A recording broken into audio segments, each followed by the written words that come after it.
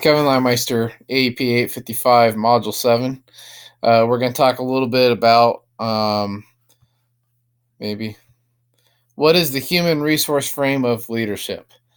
Um, I'm going to take a little different approach, and from what I got from the video, um, the human resource frame it's kind of the makeup of a company or whatever that you might be running, and it just points out that everyone that is involved has a job, an important job. So I look at it as almost like a body.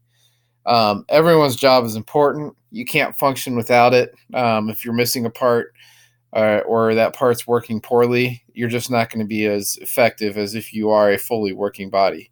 Um, Obviously, some parts of the body are a little more important than others, but all in all, you want everyone doing their part in order to be successful. So, for my hierarchical structure here, I kind of put everyone. I assign them a body part, and then if you look, they all have a number. That number next to them is the level of importance that I've got them at. The first one is principal. I put them as the brain. They do a lot of the decision making, a lot of the thinking. Um, I put them as the second most, and if you see their students are number one, I'll get to that when I get to the students. But second most important person in the building. Everyone else should be underneath the principal, just kind of like your brain, who does pretty much all the thinking and stuff like that and decision making. But it takes the rest of the body to help the brain work. The next I have community there. The community I put kind of like your joints.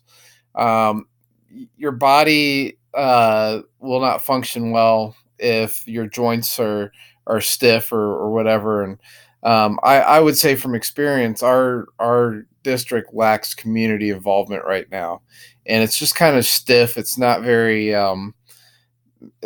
free moving at times, just because there's a lot of spiff between the teachers and the teacher union and the community and administration and all that kind of stuff. So um, I put community down pretty low. In fact, I put them in last, along with alumni. But um, yes, you can function without it, but it really kind of helps to have community involved in your school. Next, I've got the custodian. The custodian is kind of like your liver. They just clean up any of the mess. We've also had some issues with our custodians. Either they've been cut because of budget issues and stuff like that, and it's just not fun teaching in a dirty classroom. And so the custodians, they kind of clear out all that crap and put the focus back on where it should be rather than the mess that you got to deal with. So I put them at liver status, which is number 8. Students, I put them as the heart. The whole reason education exists is because of the students. Um, in a way, if I were the principal, I report to the students. It's a weird concept, I think, for some people to kind of think about it in that sort of way, but the whole reason we're here is for the students, and um, it's my job as the principal to make sure that I'm serving them the best I can. And so they are the absolute most important part of the body here. Without the heart, obviously the body would not function. The heart is really just the centerpiece of the body.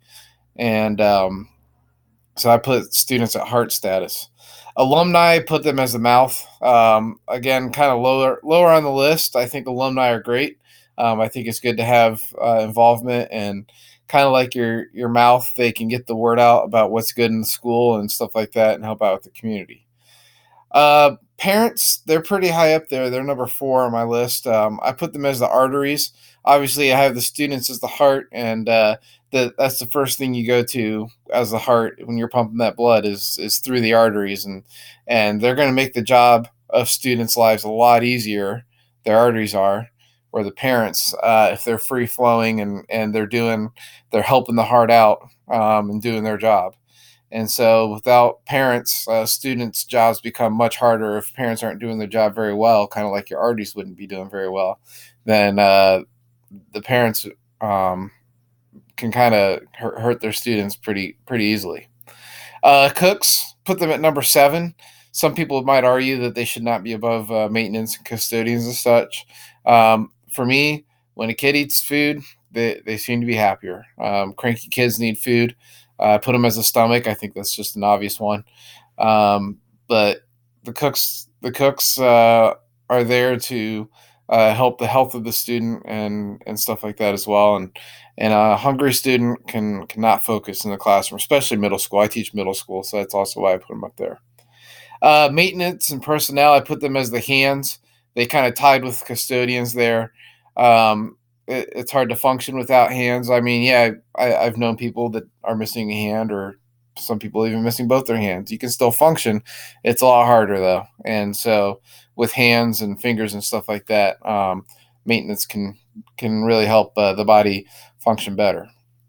I put the teachers at number 3, below students, below principal, and they are the lungs. They breathe. They're constantly working. They're doing their job when everything else is seemingly shut off. They're still working, um, and they can get kind of frantic at times, and they can get very peaceful at times. And so I think teachers tend to just breathe into the body, and I think that they kind of are up there on the scale. Office staff, I put them as the neck. Really, without the staff, the principal would kind of probably be lost a lot of the time. And if you notice, the neck is what turns the brain, and what turns the head, and so um, they kind of help the principal's job become a lot easier, and everything that goes to the brain comes through the neck anyhow. So I put them at number 6, and then last but not least, I put counselors down. I put them as a large intestine, and they're up there in importance too, especially in today's day and age. I think counselors serve a bigger role than even 10 years ago. You ever get that feeling where you got to go to the bathroom and you just need to let everything out? Go talk to a counselor, because a lot of times when you're done, you feel way better. And so, um, counselors are very important. Without them, we would be in a lot of pain. So that's my hierarchical scale, and I hope you enjoyed the presentation. Thanks.